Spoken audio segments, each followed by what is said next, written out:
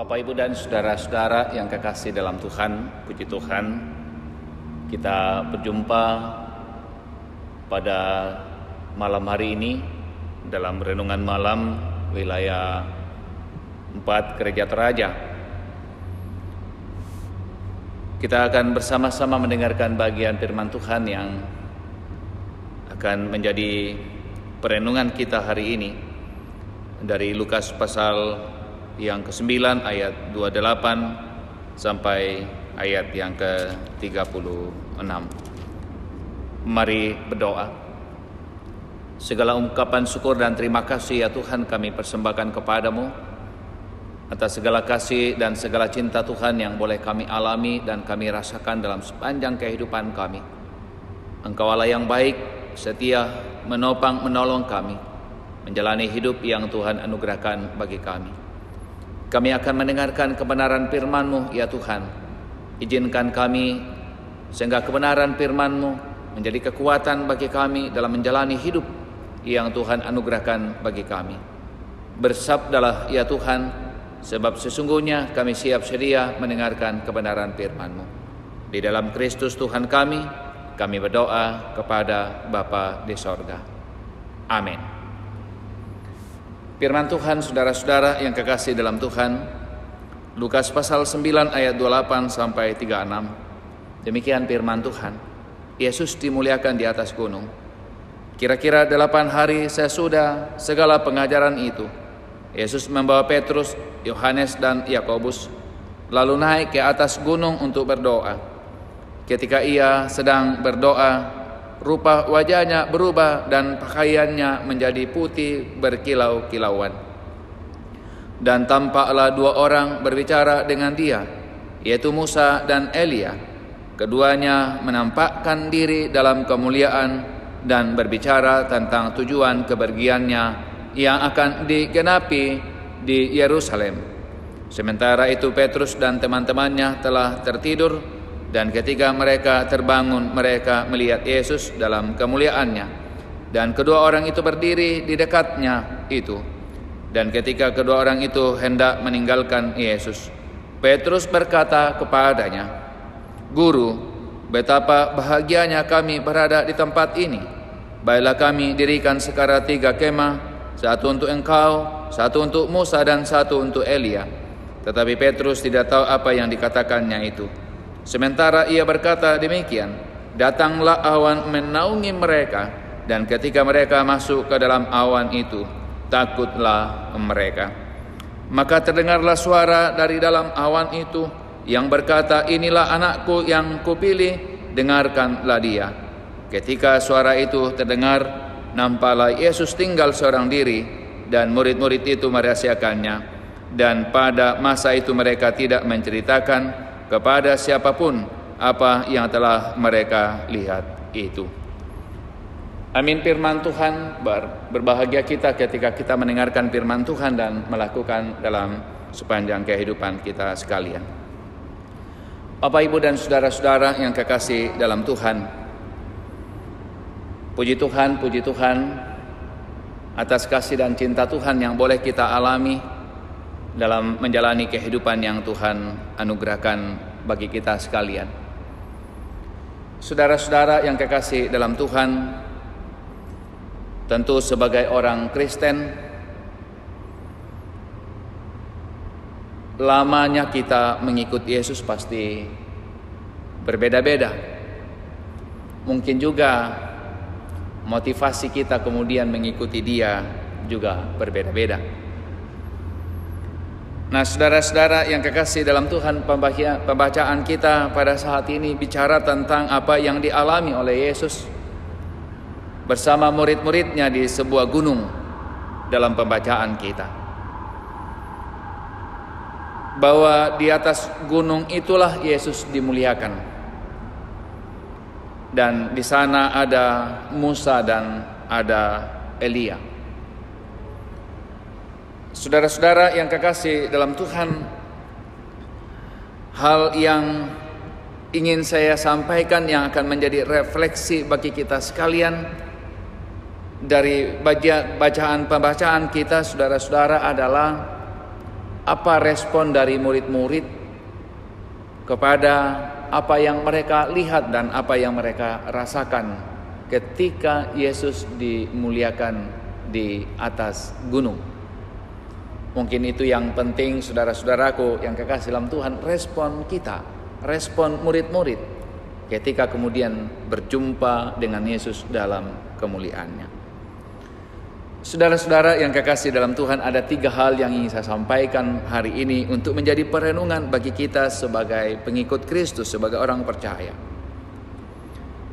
Dalam pembacaan kita, saudara-saudara yang kekasih dalam Tuhan, ayat 33 dikatakan begini, dan ketika kedua orang itu hendak meninggalkan Yesus, Petrus berkata kepadanya, Guru, betapa bahagianya kami berada di tempat ini. Baiklah kami dirikan sekarang 3 kemah, 1 untuk engkau, 1 untuk Musa, dan 1 untuk Elia.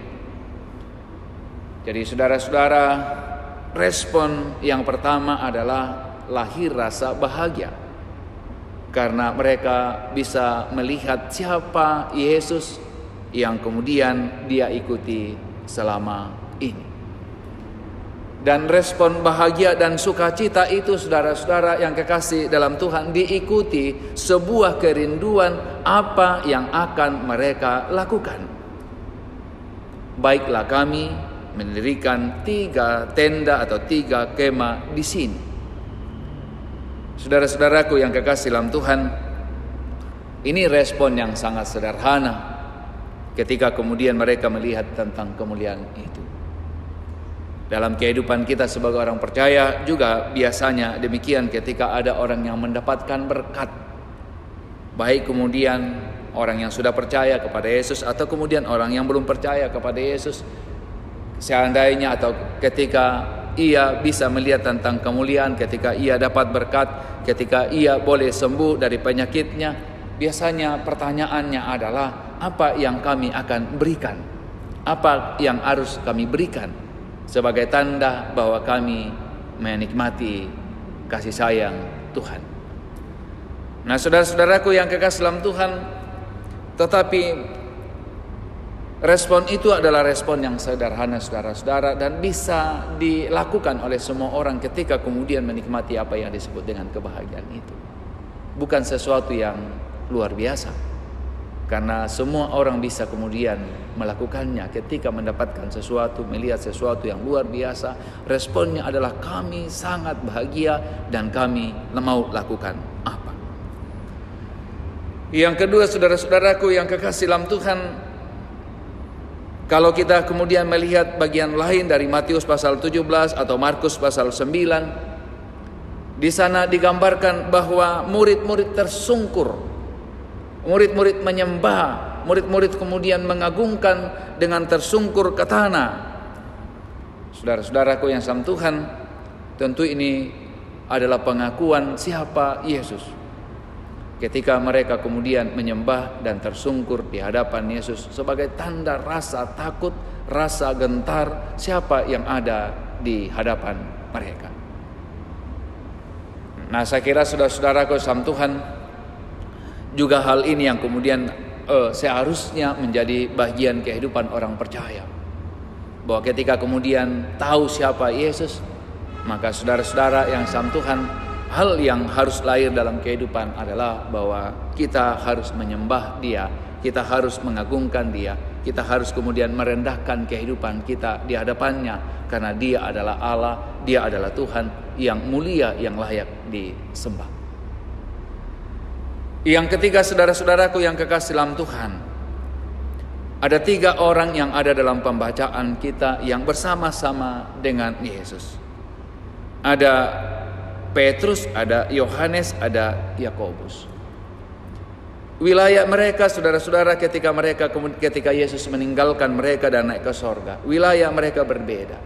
Yakobus cukup singkat melayani, Yohanes cukup panjang umur, Petrus cukup luas wilayah yang kemudian tempat pelayanannya. Jadi saudara-saudaraku yang sama Tuhan, umurnya berbeda, pelayannya berbeda, luasnya juga berbeda. Tapi saudara-saudara, ada satu hal yang sama yang mereka miliki, Ada satu hal yang sama dan ini yang penting untuk menjadi perenungan bagi kita saudara-saudara, bahwa ketika Petrus, Yakobus dan Yohanes melihat siapa dia, sekali lagi medan pelayanan berbeda, umur mereka berbeda, tapi satu hal yang mereka miliki yang sama adalah bahwa mereka setia kepada panggilan mereka. Walaupun saudara-saudara yang kekasih dalam Tuhan, bahwa panggilan mereka membuat mereka menderita, mereka kemudian disiksa dan dianiaya. Tetapi saudara-saudara yang kekasih dalam Tuhan, karena mereka sudah mengenal Yesus, dan karena itu mereka pertaruhkan segala-galanya, mereka tetap setia walaupun tantangan, bahkan nyawa mereka harus pertaruhkan karena mereka mengikuti Yesus. Nah, saudara-saudaraku yang kasih dalam Tuhan, yang dirindukan oleh Yesus bagi kita bukan kemuliaan di atas gunung, bahwa kita merasakan kebahagiaan. Tapi pembacaan kita mengatakan saudara-saudara bahwa mereka, Musa, Elia, dan Yesus berbincang-bincang tentang apa yang akan terjadi di Yerusalem. Dan saudara-saudara, di Yerusalem itu ada jalan Via Dolorosa, ada jalan salib. Dan saudara-saudara, Yesus harus melalui jalan salib. Dan pengikut-pengikut Yesus harus melalui jalan salib. Karena Yesus berkata, saudaraku, sangkal dirimu, pikul salibmu, dan ikut aku. Dan itu adalah rumus yang tidak bisa diubah oleh kita ketika kita mengikuti Yesus. Sangkal dirimu, pikul salibmu, dan ikutlah aku. Dan saudara-saudaraku yang sama Tuhan, sangkal diri, pikul salib Yesus, dan mengikut Yesus, di sanalah letak kemuliaan kita. Bukan berada pada zona nyaman yang seperti apa yang dirasakan oleh murid-murid, tetapi berada pada apa yang kemudian disebut dengan jalan salib itu. Dan karena itu saudara-saudaraku yang kekasih dalam Tuhan, dalam minggu-minggu Prapaskah, dalam perenungan-perenungan yang kemudian kita akan lakukan ke depan sampai pada perayaan Paskah, maka perenungannya adalah apakah kemudian respon-respon kita juga kemudian menjadi respon yang meningkat sampai pada kita rindu dan kita mau mengikuti Yesus dan jalan salib yang Ia kemudian lalui. Tuhan Yesus memberkati saudara-saudara sekalian.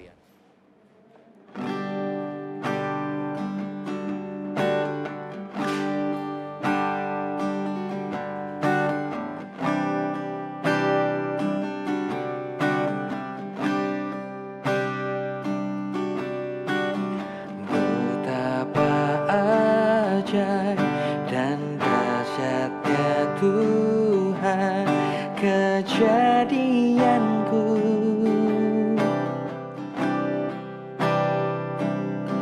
Kau menuntun diriku serupa gambaranmu.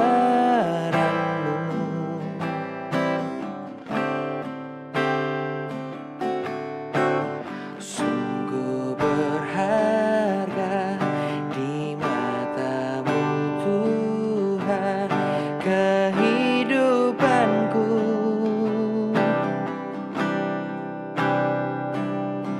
Kau membawa hatiku mendekat erat dengan hatimu.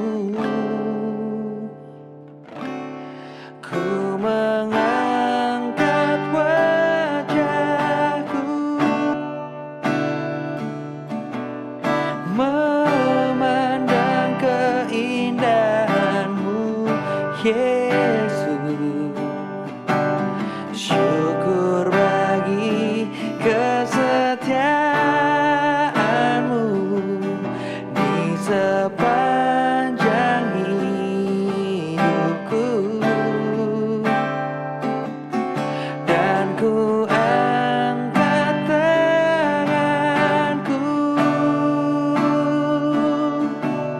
ke tahta kasih dan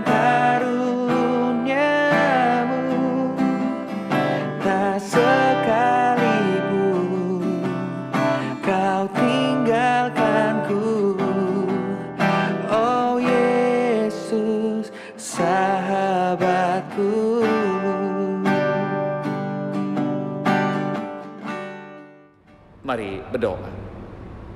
Kami mengucap syukur dan berterima kasih kepada-Mu ya Tuhan, atas segala kasih dan segala cinta Tuhan yang boleh kami alami dan kami rasakan dalam hidup ini. Ketika Tuhan memberkati, ketika Tuhan menolong, ketika Tuhan mengasihi kami dalam menjalani kehidupan ini.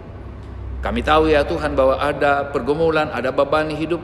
Bahkan ketika kami meyakini bahwa Engkau adalah Tuhan dan Juru Selamat, maka tantangan pasti saja kami hadapi dan kami alami.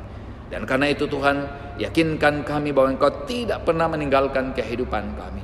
Memberkati seluruh pendengar yang kemudian mengikuti ibadah ini, memberkati dalam kehidupan pribadi, kehidupan rumah tangga, pekerjaan dan pelayanan Tuhan kiranya memberkati. Memberkati gereja Toraja, memberkati wilayah 4, memberkati klasis-klasis yang ada, memberkati jemaat-jemaat, memberkati seluruh jemaat yang ada. Berkat Tuhan berlimpah bagi kami dalam ketaatan dan kesetiaan kami kepadamu.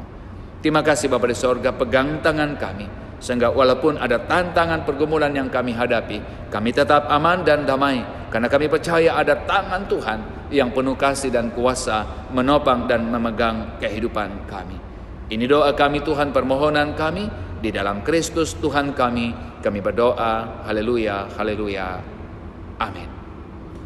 Demikian saudara-saudara yang kekasih dalam Tuhan, dari Jemaat Surabaya, Kota Surabaya, kami menyampaikan salam kasih, salam sehat, dan salam sukacita bagi saudara-saudara sekalian. Tuhan Yesus memberkati saudara-saudaraku dan orang tuaku. Amin.